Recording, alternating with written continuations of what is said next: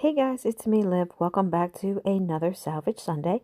This is actually just me using some pieces that were left over for some ATCs that I worked on. So here are these ATCs, if you guys remember, and I had cut out a whole bunch of stars. Now I had noticed that the way that I had cut it out on the strip and the dies that I used actually worked really well to make a bookmark. Over at Taz Halls and Things, she is actually doing a challenge now in which she's asking for people to send her in any style of bookmarks. And when I saw this, I said, this would actually work. And I think I can repurpose this and make this into a bookmark. So I decided to use that leftover paper when you watch the other film that I have, the other video that I have in regards to making those ATC cards that was left over. Now that I figured out exactly which part of this I want to go ahead and use, it's just time to go ahead and trim it down so that I can start working with it and figure out exactly where I would want this to come as the base. The other thing I end up doing is pulling out two of the ATCs that I had started working on when I was doing that original video. I just really didn't like the way that they came out, so I figured that I would see if I can repurpose, because there are elements of the cards I do like. So I'm going to go ahead and place them behind and figure out which pieces of the cards I want to use. Now that I know, I'm just going to go ahead and start doing a little bit of trimming and gluing down one of the cards. And then I'm going to use elements from the second ATC card to put another backing and some of the other stars that I have here. And when I do a project like this, I think the thing that takes me the longest time is just kind of the rearranging and angling and figuring out exactly what I do and do not want to use on for elements. So that's kind of what you see me doing here. So I hope you guys don't mind kind of working with me and exploring some of what my thoughts are and how I am trying to figure out my life. Ultimately, after all that, I decided I just wanted a little piece of the yellow to go ahead and put it on the smaller star, and I'm going to go ahead and bring in the original scrap paper that you saw there that I had to fill in with the other stars. Now, because this is going to be used as a bookmark, I didn't want to make it super thick or anything such as that. So I was trying to be mindful and not to add too much embellishment so that she'd be able to close her book when it was time.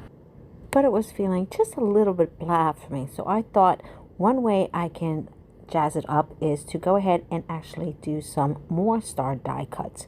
So I'm going to be using some different scraps from that project and cutting out some more stars that will both have the negative and the positive space here on these projects. So time for me to grab out my spellbinders, die cut, and get to cutting. But before I do that, just showing you a simple trick. You probably already know it, but just in case you don't, if you just run your papers, if they're feeling a little warped through the plates, you'll see how much it straightens it.